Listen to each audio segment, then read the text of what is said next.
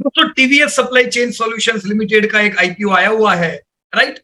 जानना बनता है कि ये किस इंडस्ट्री को बिलोंग करता है। कंपनी का जो बैकग्राउंड है, जो ग्रुप है, ये तो बहुत ही अच्छा और हाईली सक्सेसफुल ग्रुप है। तो ये ग्रुप पे हम शक नहीं कर सकते कि ये बिजनेस को अच्छा चलाएंगे कि नहीं। पर सबसे ज्यादा देखने को बनता है कि ये कौन सी इंडस्ट्री को बिलोंग करता है। क्या ये इंडस्ट्री ने ऑलरेडी सक्सेसफुल कंपनीज दी है पास्ट में इंडिया को? अगर नहीं तो आने वाला भविष्य क्या, क्या यहाँ पे ग्रोथ होगा? क्या सोच के इन्होंने ये दाम रखा है? क्या अगर मैं आज पैसा लगाऊं पैसा बनेगा कि नहीं? अगर नहीं तो दूसरी कौन सी कंपनी है इसी इंडस्ट्री में जो पैसा बना के दे सकती है, अगर इससे अच्छी हो तो? इन सारी चीजों की बात करेंगे दोस्तों। सबसे पहले हम ऑफर देख लेते हैं। टीवीएस सप्लाई चेन सॉल्यूशन 14 अगस्त को दोस्तों ऑलरेडी पीरियड खत्म हो चुका है। मेरा आपके साथ ये डिस्कस करने का पर्पस ये नहीं है कि भरना चाहिए कि नहीं भरना चाहिए दोस्तों। मेरा पर्पस ये है कि क्या ये इंडस्ट्री काम की है कि नहीं है। अगर इंडस्ट्री काम की है तो हमें कंपनी देखनी होगी कौन सी कंपनी हमें सस्टेनेबल ग्रोथ दे सकती है, राइट। तो हमारा आज का काम है लॉन्ग टर्म वेल्थ क्रिएटर ढूंढने का।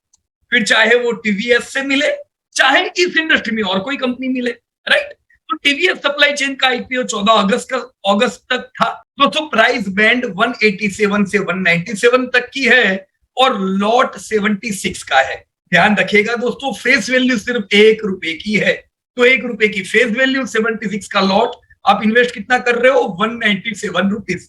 अभी ग्रे मार्केट में क्या चल रहा है दोस्तों? ग्रे मार्केट में बहुत ज्यादा प्रीमियम नहीं है, क्योंकि ये इंडस्ट्री में बहुत ज्यादा वेल्थ क्रिएटर नहीं दिए। इनफैक्ट कुछ वेल्थ डिस्ट्रॉयर ये इंडस्ट्री में है, राइट। तो इन्वेस्टर का दर्द जाहिर सी बात है, पर 8% प्रीमियम इनको मिल रहा है। चलो देखते हैं क्यों 8% खाली है, राइट। तो दोस्तों ये कंपनी कौन सी है? टीवीएस सप्लाई चेन सॉल्यूशंस दोस्तों भारत की सबसे बड़ी integrated supply chain solution company है दोस्तों in the terms of revenue. जी हाँ दोस्तों, ऑलरेडी कई कंपनियां यहाँ पे लिस्टेड है इस सेक्टर की, पर सबसे बड़ी कंपनी जो है वो टीवीएस सप्लाई चेन है। तो ये चीज हमको ध्यान रखनी होगी। ये लोग लीडरशिप रखते हैं अपने सेक्टर में दोस्तों। 16 साल का अनुभव है पान इंडिया का और ग्लोबली भी इनका बिजनेस अच्छा है दोस्तों। ये लोग प्रोवाइड करते हैं सॉल्यूशंस एंड सर्विसेज जिनसे उनके कस्टमर का सप्लाई चेन मैनेजमेंट और लॉजिस्टिक रिक्वायरमेंट पूरा हो जाए दोस्तों। देयर सॉल्यूशंस, इनके सॉल्यूशंस अलग अलग वैल्यू चेन में है, जैसे sourcing to consumption and include sourcing and procurement, transportation, in plant logistic, aftermarket fulfilment, ocean and air freight forwarding, spare part logistic and engineering support, right friends. अब ये industry कौन सी है दोस्तों, ये देखनी बनती है। इंडस्ट्री खास इसलिए क्योंकि हमारी कंपनी बड़ी तब बनेगी जब इंडस्ट्री ग्रो करेगी। तो दोस्तों हम देखेंगे यहाँ पे ये इंडस्ट्री ग्रो करेगी, क्यों करेगी, कितना करेगी और दूसरी कौन सी कंपनीज यहाँ पे है, राइट फ्रेंड्स। तो इंडियन लॉजिस्टिक मार्केट करीबन $385 बिलियन का हो जाएगा 2027 तक, 13% कगार से बढ़ के। तो एक चीज का आंसर तो मिल गया है दोस्तों कि भारतीय लॉजिस्टिक मार्केट कितने परसेंटेज से ग्रोथ करेगा? 13% की। कैसे, क्यों, कौन सी कंपनियां, वो हम बाद में देखते हैं। उससे पहले हम ऑफर भी देख लेते हैं दोस्तों। तो ऑफर क्या है? यहाँ पे दोनों प्रकार की ऑफर लेके कंपनी आई है। एक तो कंपनी नए शेयर देने वाली है, तो 600 करोड़ रुपया दोस्तों फ्रेश इशू से आएगा। तो 600 करोड़ रुपया कंपनी के पास आएगा, जो कंपनी एक्सपांशन या डेप्ट के लिए यूज कर सकती है, डेप्ट कम करने के लिए यूज कर सकती है। बाकी दोस्तों 1.5 crore share selling share holder बेचेंगे, जिससे करीबन 250 करोड़ रुपए का फंड रेज होगा। तो दोनों प्रकार की ऑफर हुई दोस्तों। 600 करोड़ कंपनी के पास, करीबन 250 करोड़ रुपया दोस्तों पुराने स्टेक होल्डर को मिलेंगे, वो अपने शेयर आपको बेचेंगे, राइट। अब जो मैंने आपको 600 करोड़ बताया दोस्तों यहाँ पे फ्रेश इशू, उसमें से 525 करोड़ रुपया दोस्तों क्लियर लिखा है इन्होंने आउटस्टैंडिंग बोरोइंग, जो डेप्ट है कंपनी के सर पे, उसको कुछ हद तक पूरा करने में दोस्तों इस्तेमाल में करेंगे।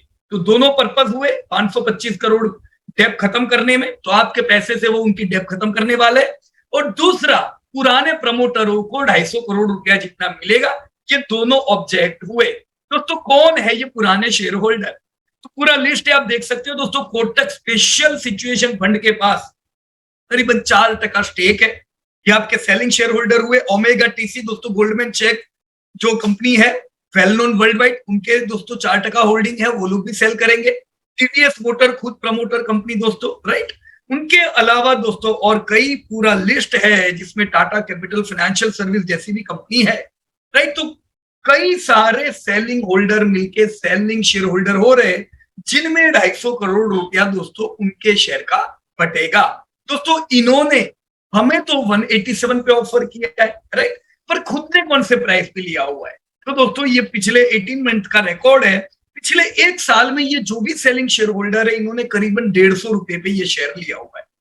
पिछले 18 महीने में इन्होंने 117 रुपए की एवरेज पे लिया है, और पिछले 3 साल की भी एवरेज 117 रुपए की है। तो ये लोगों का निवेश होगा 117 के आसपास का, हम लोग इसे 187 में ले रहे। कोई बात नहीं, उन्होंने पहले इन्वेस्ट किया है, कंपनी ग्रो कर रही है, तो वो फायदा दोस्तों मिलना चाहिए, उसमें कोई गलत बात नहीं है, राइट। अब दोस्तों हम लोग कंसोलिडेटेड फाइनेंशियल स्टेट इंफॉर्मेशन जरा ले लेते हैं ईगल आई व्यू से। सबसे पहले नजर जानी चाहिए कंपनी के कैपिटल पे। तो कंपनी की शेयर कैपिटल आप देख सकते हो 36 करोड़ की है लेटेस्ट। कंपनी के नेटवर्थ 723 करोड़ का है। दोस्तों नेटवर्क कैसे बनता है? एक तो कंपनी की प्रॉफिटेबिलिटी आती रहती है, तो वो कैश फ्लो से दोस्तों नेटवर्क बनता है। यहां पे हम देख सकते हैं दोस्तों कंपनी की प्रॉफिटेबिलिटी नहीं थी, कंपनी ने पिछले दोनों सालों में लॉस किया था। सिर्फ लास्ट ईयर इन्होंने 41 करोड़ का प्रॉफिट किया। तो हम ये नहीं मान सकते कि 36 करोड़ का कैपिटल 700 करोड़ के नेटवर्थ में प्रॉफिट से कन्वर्ट हुआ है, हरगिज नहीं दोस्तों। पर हमने कई निवेशक देखे, जब ये निवेशकों ने इन्वेस्ट किया वो फंड भी कंपनी में आया, तो वो फंड से दोस्तों आपका 36 करोड़ 700 करोड़ हो चुका है। आने वाले समय में हम उम्मीद करेंगे सिर्फ इन्वेस्टमेंट से फंड ना बढ़े, कंपनी प्रॉफिटेबिलिटी और कैश फ्लो से ये नेटवर्क बढ़ेगा, तभी रियल में दोस्तों पार्ट शेयर होल्डर को फायदा होगा। आज आप नेटवर्क 723 करोड़ का देख रहे हो, इसमें और 600 करोड़ ऐड होगा, क्योंकि नया पैसा कंपनी के पास दोस्तों आने वाला है, तो नेटवर्क और बढ़ेगा, राइट। आप यहाँ पे धंधा देख सकते हो दोस्तों, 10,000 करोड़ का टर्नओवर पिछले साल किया, जो 7,000 करोड़ था 2021 में। पिछले 2 सालों में बढ़िया ग्रोथ हमको यहाँ पे दिख रहा है। दोस्तों कंपनी लॉसेस करती थी, ये लॉसेस दोस्तों 76 करोड़ के 42 करोड़ के प्रॉफिट में इस साल कन्वर्ट हुए हैं। तो ये बात ध्यान से देख लो दोस्तों, ये लीडर है पर कंसिस्टेंट प्रॉफिट नहीं कर रहे।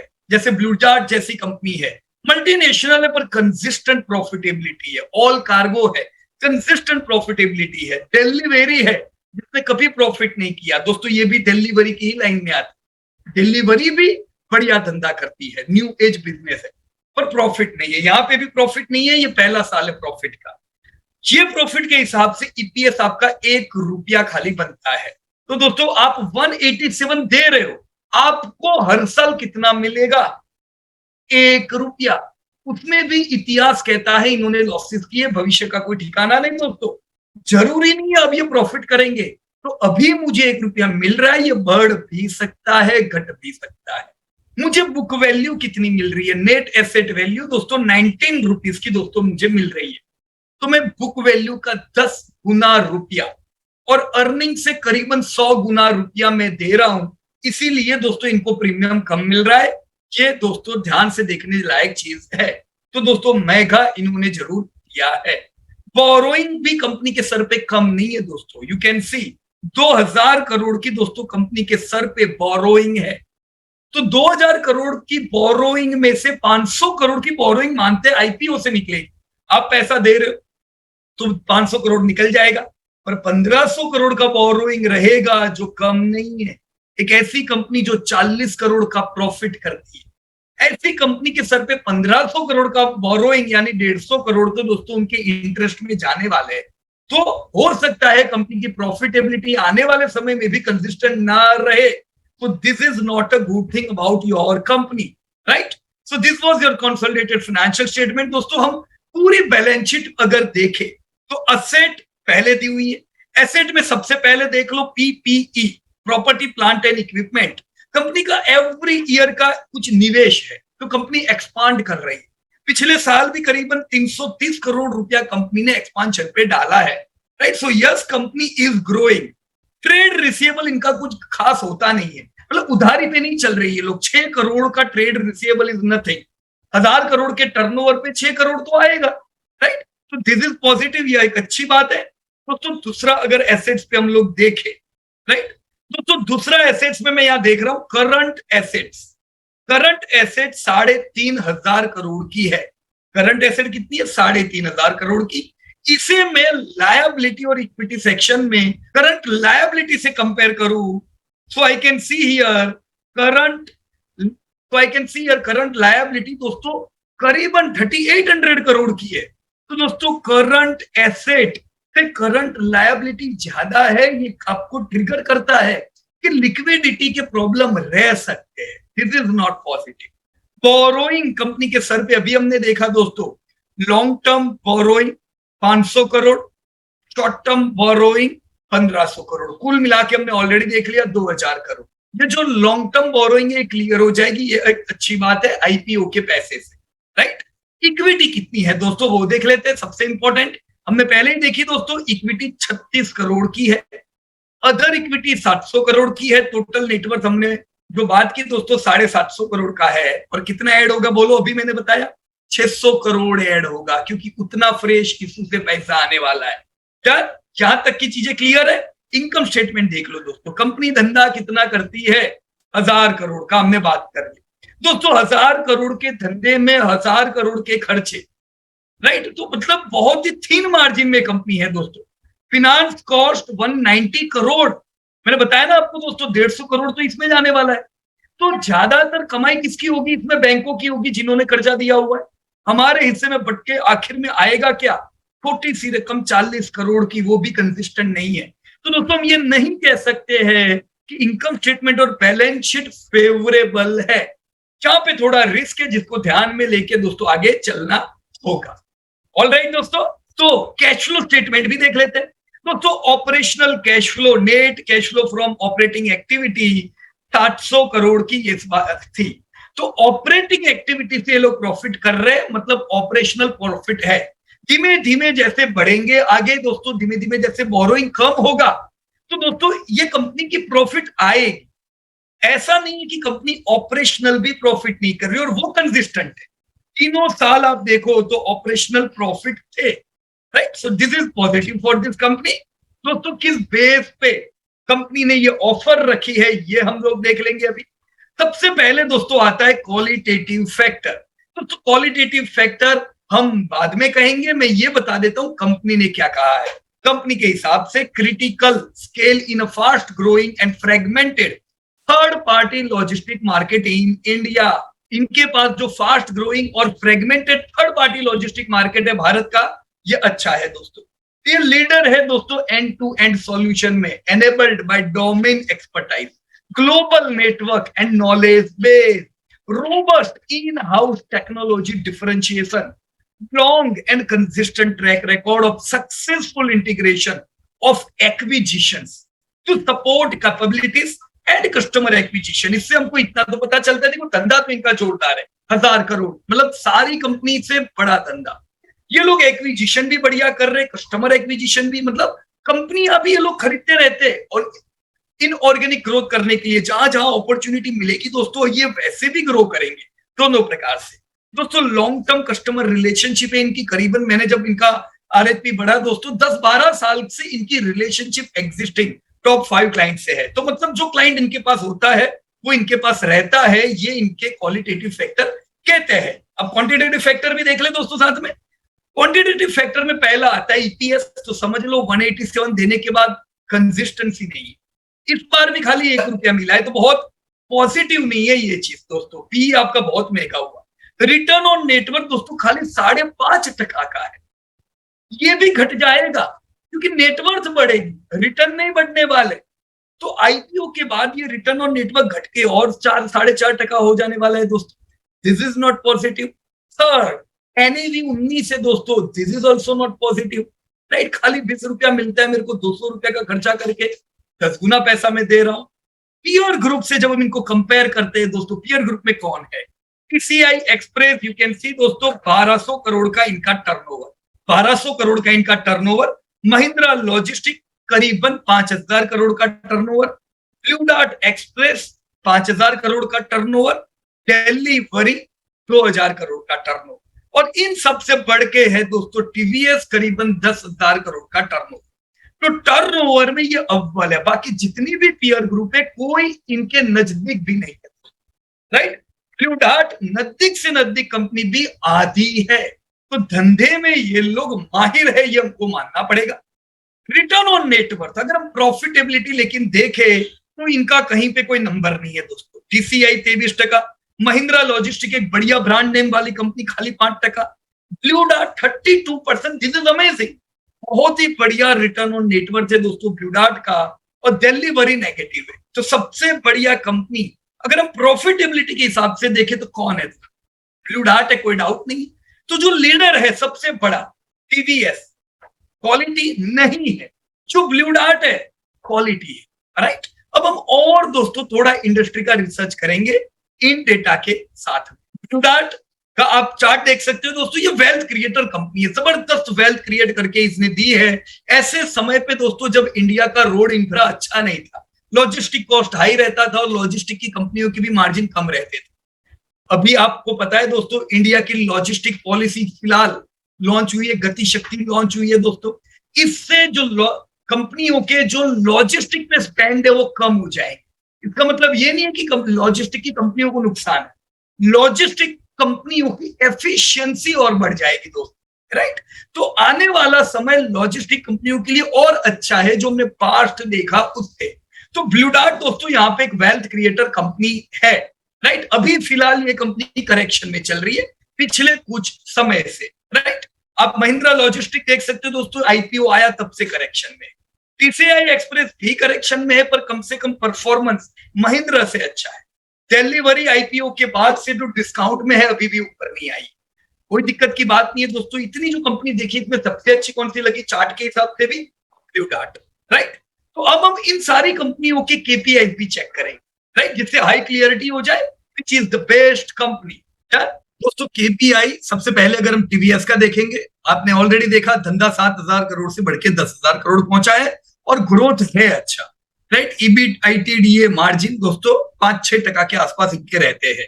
ओवरऑल मार्जिन दोस्तों लॉस में थे, पिछले साल ही इन्होंने प्रॉफिट किए हैं, राइट। तो कंपनी का प्रॉफिट कंसिस्टेंट नहीं हमने ऑलरेडी देख लिया। रिटर्न ऑन कैपिटल एम्प्लॉयड 2021 में नेगेटिव था, 22 और 23 में भी 6-7% है, जो एवरेज है दोस्तों, अच्छी बात नहीं है। रिटर्न ऑन इक्विटी भी दोस्तों लास्ट ईयर की ही इनकी 5-6% की थी, नहीं तो रिटर्न ऑन इक्विटी भी नहीं रहती।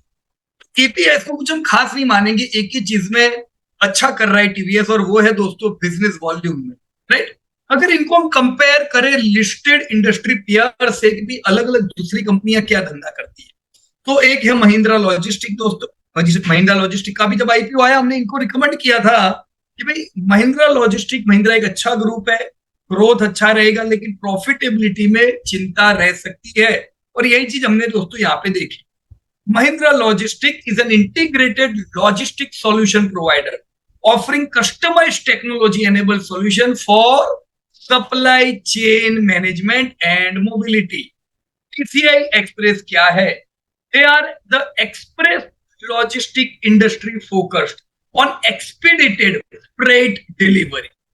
Blue Star कौन है दोस्तों? Blue Star Express Limited is an express air integrated transportation and distribution express logistic company. दोस्तों डिलीवरी जिनका आईपीओ कुछ समय पहले आया था, delivery limited services e commerce market places में है और इसीलिए इन्होंने कम समय में ज्यादा बढ़िया ग्रोथ किया दोस्तों। 2C customer e-tailer, omni-channel consumer brand and enterprise across diverse verticals, including automotive, fashion and lifestyle, FMCG, retail, consumer durable, chemical and heavy industry, right? तो कुछ इस प्रकार से आपकी चारों कंपनी बटी हुई है। अब ये जो धंधा करती है दोस्तों, इनके केपीआई क्या है? तो सबसे पहली चीज, अब जो मार्केट में हो सबसे ज्यादा धंधा कौन कर पा रहा है? टीवीएस 10,000 करोड़, और फिर आती है आपकी ब्लू डार्ट और महिंद्रा लॉजिस्टिक जैसी कंपनियां और डिलीवरी जैसी कंपनियां, राइट। ग्रोथ दोस्तों सबका अच्छा है और प्रॉफिटेबिलिटी सबकी अच्छी नहीं है। आप मार्जिन दोस्तों देखो तो ब्लू डार्ट ही एक कंपनी है जो कंसिस्टेंट प्रॉफिट कर रही है इतने वर्षों से, right. Return on capital employed blue dart का और टीसीआई का अच्छा है। रिटर्न ऑन इक्विटी भी ब्लू डार्ट और टीसीआई का अच्छा है। कंसिस्टेंसी देखनी हो तो ब्लू डार्ट जैसी दोस्तों किसी की नहीं है, राइट। तो इन सारे डेटा के आधार पे हम ये तो कह सकते हैं ब्लू डार्ट नंबर 1 कंपनी नहीं है, पर क्वालिटी पैरामीटर में केपीआई देखो तो ब्लू डार्ट अच्छी कंपनी है दूसरों के मुकाबले, राइट फ्रेंड्स। अब दोस्तों हम थोड़ा इंडस्ट्री का ओवरव्यू देख लेते हैं कि सेक्टर का ग्रोथ दोस्तों कैसा उम्मीद करना चाहिए, राइट। आइए दोस्तों इंडस्ट्री की जानकारी लेते हैं कि कैसा ग्रोथ रहेगा। सबसे पहले हम भारत की बात कर रहे हैं तो भारत का रियल जीडीपी ग्रोथ आप देख रहे हो आने वाले 5 सालों में दुनिया में सबसे बढ़िया रहने की उम्मीद है। चाहे यूएस या चाइना क्यों ना हो दोस्तों, उन सबसे बढ़िया ग्रोथ इंडिया का रहेगा, ये आपको डेटा बताता है।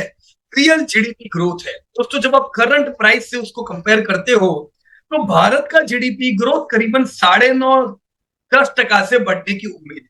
तो जब आपका करंट प्राइस पे जीडीपी 9.5-10% से बढ़ता है तो आपको कई इंडस्ट्रीज मिलती है जो डबल डिजिट में ग्रोथ करती है। दोस्तों हमारा ध्यान ऐसी इंडस्ट्री पे रहना चाहिए जो डबल डिजिट ग्रोथ करे। इंडस्ट्री बढ़ेगी, आपका पैसा बढ़ेगा। दोस्तों मैन्युफैक्चरिंग खास करके जो सेक्टर है ये जीडीपी का as you can see the data 15 से 16% दोस्तों कंट्रीब्यूट करता है, राइट। और बढ़ने की उम्मीद है दोस्तों मैन्युफैक्चरिंग सेक्टर के। अब दोस्तों इंपोर्ट हो या एक्सपोर्ट हो दोस्तों, दोनों ही चीजें आने वाले समय में इसलिए बढ़ेगी क्योंकि दोस्तों इंपोर्ट बढ़ता है इंडिया में कंजप्शन बढ़ने से, राइट। तो इंडिया की इनकम बढ़ती है, कंजप्शन बढ़ता है जो इंपोर्ट को अट्रैक्ट करता है। और एक्सपोर्ट तब बढ़ता है जब हमारी पॉलिसी फेवरेबल हो, जब हम प्रोडक्ट ऐसी बनाए जो पूरी दुनिया को चाहिए। यस दोस्तों मैन्युफैक्चरिंग पे बढ़िया काम होने की वजह से इंपोर्ट तो बढ़ेगा ही, साथ में एक्सपोर्ट भी तगड़ा बढ़ेगा, पर एक्सपोर्ट इंपोर्ट से ज्यादा ग्रोथ करेगा दोस्तों, राइट।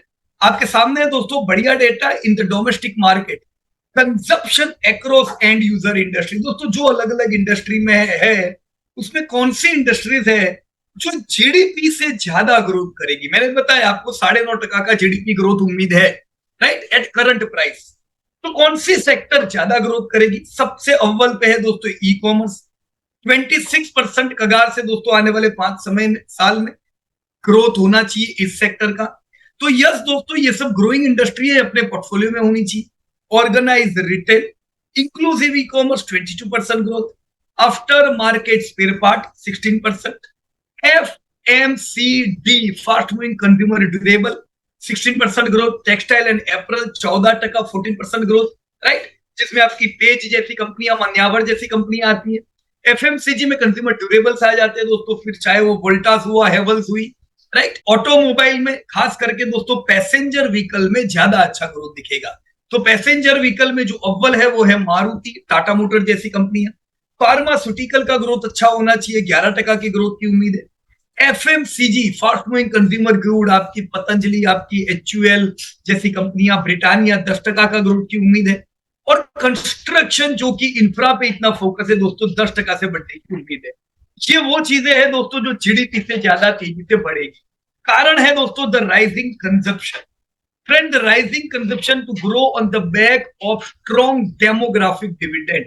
जी हाँ दोस्तों, भारत 2026 में भी यानी आने वाले 5 साल में भी हम यंगेस्ट डेमोग्राफी होंगे दुनिया की मेजर इकोनॉमी।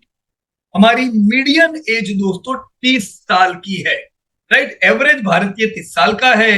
ये बताता है दोस्तों ज्यादातर पॉपुलेशन वर्किंग पॉपुलेशन है जो ग्रोथ को कंट्रीब्यूट करते हैं।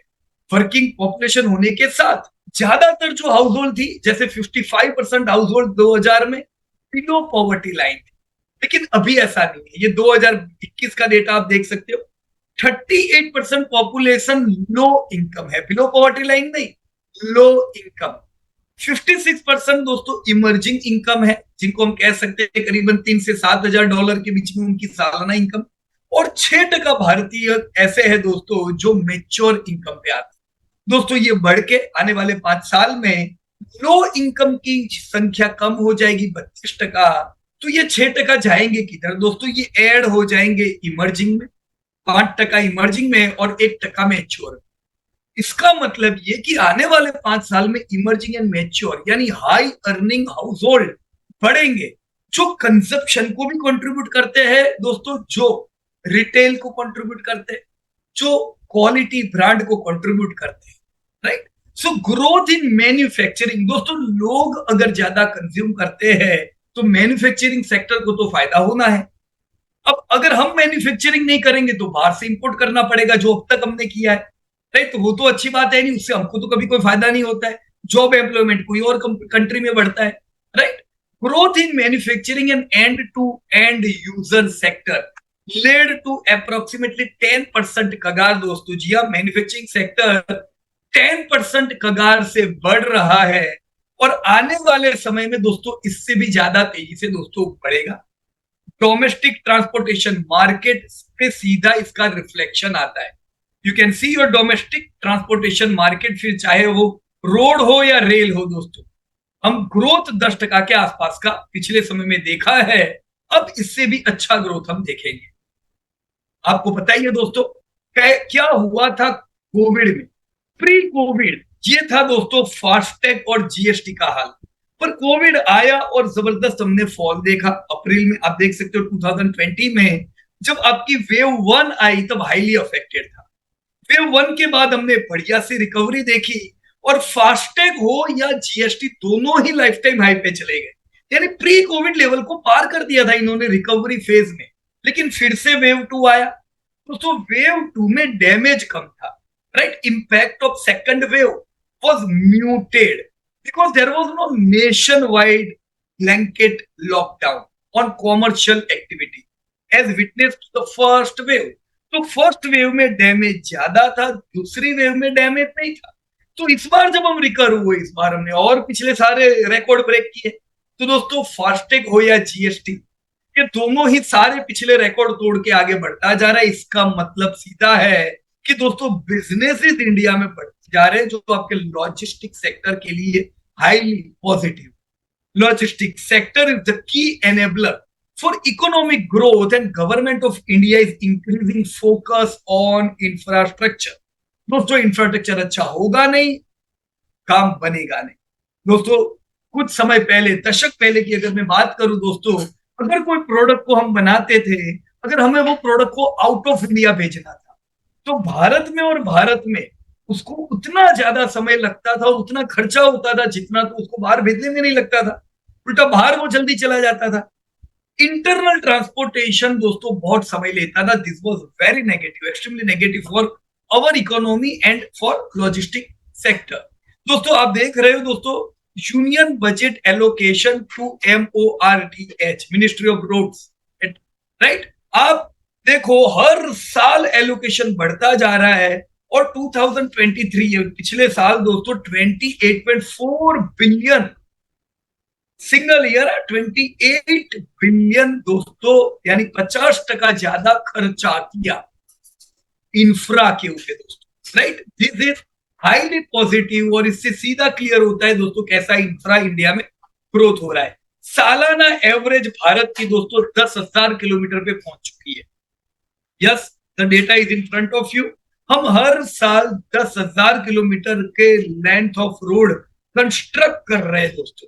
तो इससे लॉजिस्टिक में और इंप्रूवमेंट आते हैं।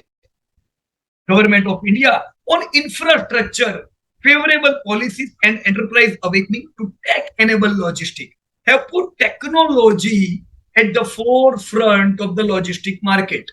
दोस्तों की गवर्नमेंट पॉलिसीज और स्कीम्स क्या थी जो इंफ्रा को वेग दे रहा है, राइट।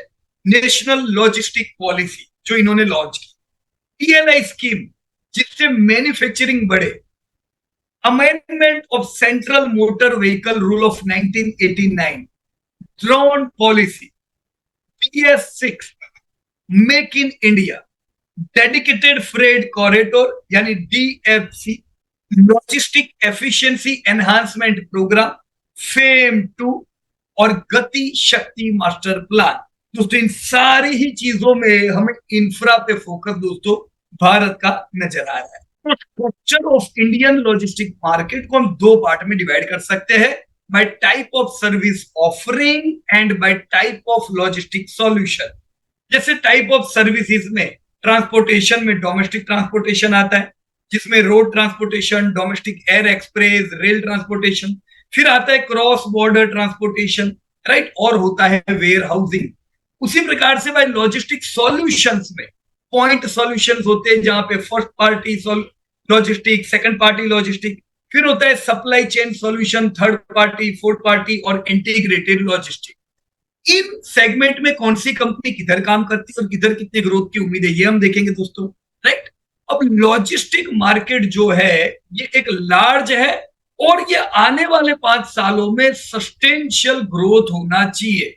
दोस्तों ये लॉजिस्टिक सेक्टर दो पार्ट में है, एक है डायरेक्ट लॉजिस्टिक मार्केट जिसमें ट्रांसपोर्टेशन और वेयर हाउसिंग आता है, दूसरा कहते हैं inventory, carrying cost, damage, pilferage etcetera वाला मार्केट जो इनडायरेक्ट लॉजिस्टिक मार्केट है, राइट।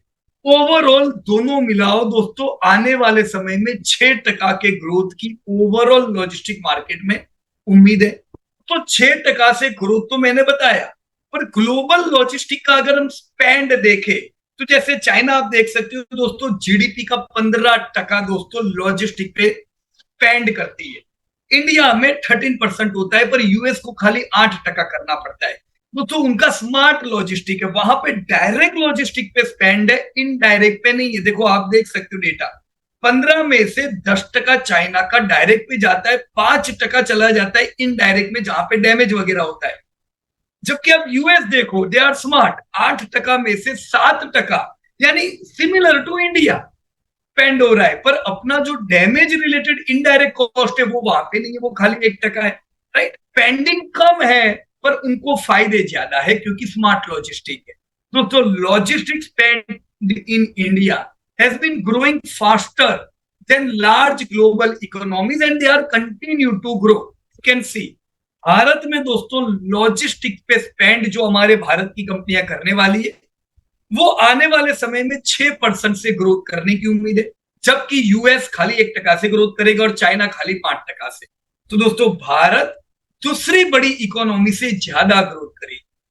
डायरेक्ट लॉजिस्टिक स्पेंड मैंने अभी आपको दोनों बताया, डायरेक्ट एंड इनडायरेक्ट। इनडायरेक्ट काम का नहीं था दोस्तों, काम का डायरेक्ट है। डायरेक्ट लॉजिस्टिक स्पेंड जिसमें ट्रांसपोर्टेशन और warehousing and supply chain आती है, right, is estimated at approximately $205 billion in 2022 and is projected to grow at 13% कगार। कितना दोस्तों?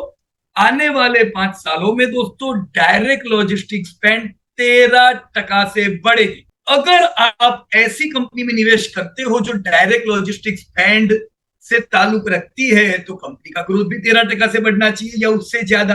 दोस्तों उससे ज्यादा इसलिए क्योंकि खाली 12 से 15% शेयर अभी ऑर्गेनाइज्ड लॉजिस्टिक मार्केट के हाथ में है, तो बाकी बड़ा हिस्सा अनऑर्गेनाइज्ड मार्केट में है। जैसे धीमे धीमे दोस्तों स्मार्ट लॉजिस्टिक होता है, दोस्तों ये अनऑर्गेनाइज्ड मार्केट का हिस्सा ऑर्गेनाइज के पास आता है, तो होगा दोस्तों 13% डायरेक्ट लॉजिस्टिक का ग्रोथ। पर आप अगर ऑर्गेनाइज सेक्टर की लॉजिस्टिक देखो तो आपको ज्यादा ग्रोथ मिलेगा, राइट। की लॉजिस्टिक सेगमेंट दोस्तों, सप्लाई चेन सॉल्यूशन के की लॉजिस्टिक सेगमेंट कौन से है यहां पे आप देख सकते हो। जैसे की लॉजिस्टिक सर्विस में रोड ट्रांसपोर्टेशन 10% से दोस्तों बढ़ने की उम्मीद है। ये लो एंड फास्ट ग्रोइंग है, पेनिट्रेशन कैसा है, लो है, पर ग्रोथ कैसा है, फास्ट है, राइट। 10% हमने बताया। वैसे ही डोमेस्टिक एक्सप्रेस एयर 6% से बढ़ेगा, मॉडरेट पेनिट्रेटेड है और ग्रोथ यहाँ पे मॉडरेट है। क्रॉस बॉर्डर ट्रांसपोर्टेशन 60% का ग्रोथ की उम्मीद, यहाँ पे हाई पेनिट्रेशन है। वेयर हाउसिंग 8% के ग्रोथ से बढ़ने की उम्मीद है, लो पेनिट्रेटेड है और फास्ट ग्रोइंग है, राइट। सो इसमें सप्लाई चेन सॉल्यूशन दोस्तों 23% से ग्रोथ से बढ़ने की उम्मीद है। इसीलिए आपकी जो लॉजिस्टिक की कंपनियां हैं वो किधर फोकस कर रही है, सप्लाई चेन सॉल्यूशन में। दोस्तों इस सेगमेंट में ऑर्गेनाइज्ड मार्केट के हिस्से में 85 से 90% मार्केट आ जाएगा, जो अभी 72%। So this is the reason दोस्तों, ग्रोथ कारण है कंपनियां इधर फोकस कर रही है। इन पूरे डेटा में दोस्तों अलग अलग इंडस्ट्री का डेटा दिया हुआ है, जहां पे सबसे ज्यादा मार्केट साइज दोस्तों इंडस्ट्रियल की है, दोस्तों अलग अलग इंडस्ट्री का यहाँ पे जो डेटा दिया हुआ है उसमें सबसे ज्यादा स्पेंड लॉजिस्टिक पे दोस्तों आपके कंज्यूमर गुड्स की है, करीबन 5-6% जितनी, राइट। और सबसे कम स्पेंडिंग आईटी टेलीकॉम की होती है। ग्रोथ दोस्तों हम उम्मीद कर रहे हैं सबसे ज्यादा 38% टेक्सटाइल और अप्रैल में और 30% organised brick and mortar retail में, राइट। बाकी ओवरऑल जो सेगमेंट है सारे सेगमेंट में दोस्तों ग्रोथ अच्छा ही मिलना है, जीडीपी से ज्यादा, राइट फ्रेंड्स। इसी में प्रोडक्शन सप्लाई चेन सॉल्यूशन का ग्रोथ 11% से होने की दोस्तों उम्मीद है। आउटबाउंड लॉजिस्टिक का ग्रोथ 7% से दोस्तों होने की उम्मीद। दोस्तों फ्रेट फॉरवर्डिंग की मार्केट साइज भारत में 12% से बढ़ेगी और डोमेस्टिक एक्सप्रेस एयर फ्रेट 60% से ग्रोथ करेगी, राइट। तो ये अलग अलग सेगमेंट हुए, जो कंपनी ग्रोथ में फोकस करेगी उनको दोस्तों ग्रोथ ज्यादा अच्छा मिलेगा। अगर हम जितनी भी कंपनी की हमने प्रीवियसली बात की वो सब कंपनी देखे तो ये सारे अलग अलग सेगमेंट में काम करके दोस्तों इनका धंधा सबसे ज्यादा टीवीएस के हिस्से में जा रहा है 10,000 करोड़ का और 16% का ग्रोथ है। यहाँ पे बाकी की कंपनियों में डिलीवरी सेकंड नंबर पे, ग्रोथ भी उसका एकदम तगड़ा 37% का। फिर आपकी आती है महिंद्रा लॉजिस्टिक और ब्लू डार्ट, 5,000 करोड़ का टर्नओवर और 18 और 14% का ग्रोथ। ग्रोथ आपको दोस्तों अच्छा मिल रहा है, राइट। तो दोस्तों हमको इतने डेटा से ये पता चला, देखो सेक्टर फोकस करने लायक है, ग्रोथ हमें डबल डिजिट में मिलने ही वाला है। सबसे बड़ी कंपनी यहाँ पे टीवीएस सप्लाई चेन है, पर क्वालिटी वाइज हम ये नहीं कह सकते कि सबसे अच्छी है।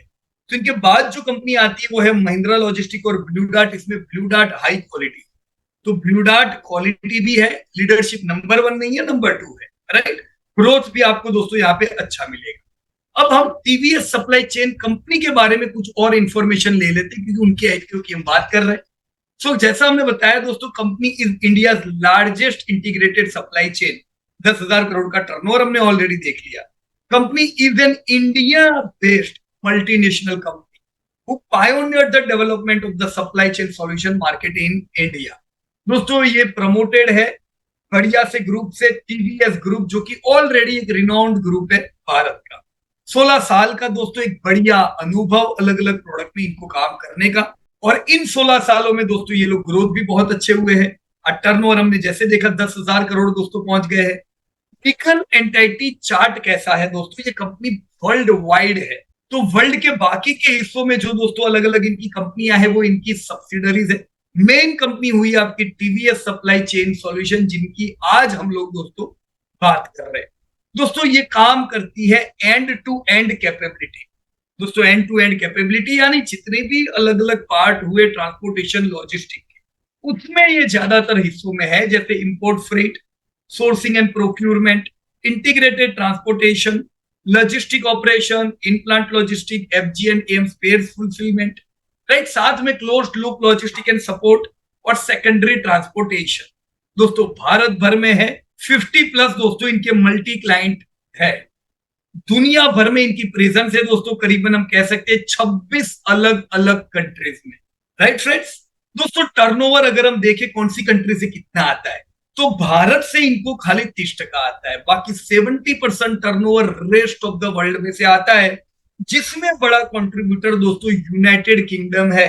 जी हाँ दोस्तों, हम कह सकते हैं यूनाइटेड किंगडम और इंडिया, ये दोनों कंट्री इनको सिमिलर बिजनेस देती है। 60% ये दो कंट्री से, बाकी पूरी दुनिया से दोस्तों रिमेनिंग 40%। दोस्तों ये कौन सी सर्विस ऑफर करते हैं, ISCS और NS, ये दोनों ही सेगमेंट हम कह सकते हैं करीबन 50-50% के लिए दोस्तों कंट्रीब्यूट करते हैं। अब ISCS क्या होता है दोस्तों, ये इंटीग्रेटेड सप्लाई चेन सॉल्यूशन है, जिसमें सोर्सिंग एंड प्रोक्यूरमेंट होता है, integrated transportation, logistics operational centre, इन plant logistic operation, FG&AM fulfilment. वैसे ही दोस्तों NS यानी नेटवर्क सॉल्यूशन क्या है, ग्लोबल फ्रेट सॉल्यूशन और time critical last mile solution दोस्तों NS का पार्ट बनते हैं। दोस्तों 2005 में कंपनी की शुरुआत हुई, उसके बाद आप देख सकते हो कंटिन्यू मोड पे अलग अलग बड़े फंड्स ने दोस्तों यहाँ पे निवेश किया हुआ है। तो ऑप्टिमिस्टिक है, बड़ी बड़ी इन्वेस्टमेंट कंपनी को यहाँ पे अच्छे ग्रोथ की दोस्तों उम्मीद है। स्टार रेटिंग कितना देंगे दोस्तों, टीवीएस को हमने देखा लीडर कंपनी है, पर क्वालिटी पैरामीटर में दोस्तों फेवरेबल नहीं है। ग्रोथ मिल सकता है। तो लीडरशिप और ग्रोथ के बेस पे हम इसको खाली 2 स्टार दे पाएंगे, इसको वेल्थ क्रिएटर लॉन्ग टर्म नहीं कह पाएंगे। ग्रोथ मिलेगा, पर दोस्तों 4 स्टार रेटिंग की कंपनी है आपकी ब्लू डार्ट, जहां पे यस लीडरशिप के अलावा के सारे स्टार उसके सही है। दोस्तों अच्छे ग्रोथ की उम्मीद, लिक्विडिटी पैरामीटर बढ़िया, सोल्वेंसी पैरामीटर बढ़िया और कंसिस्टेंट प्रॉफिटेबिलिटी दोस्तों वाली कंपनी है। So yes we can invest in Blue Dart, right. TVS में वो नहीं है जो ब्लू डार्ट में है, राइट। पर इसके साथ में डिस्क्लोजर बता दूं दोस्तों, हमारा पर्पस आपके साथ कोई टिप शेयरिंग का नहीं था। हमारा पर्पस था दोस्तों तरीका डिस्कस करने का, कैसे हम अच्छी कंपनी ढूंढे। तो मुझे उम्मीद है आप लोगों को लॉजिस्टिक सेक्टर की कुछ जानकारी मिली होगी, कुछ कंपनियों के बारे में पता चला होगा और टीवीएस की इंफॉर्मेशन दोस्तों मिल पाई होगी। तो लेट्स स्टार्ट लर्निंग। दोस्तों सीखना चाहते हो, टोल फ्री नंबर दिया हुआ है, अलग अलग बैचेस वर्कशॉप की आती है, आप ज्वाइन कर सकते हो, राइट। मुझे कमेंट में जरूर बताइएगा दोस्तों आप लॉजिस्टिक सेक्टर में कौन सी कंपनी में इन्वेस्ट करोगे। ऑलराइट, तो thank you very much friends and जय हिंद टू एवरीबॉडी। धन्यवाद। Disclosure: This update is for educating purpose. We are not tip provider.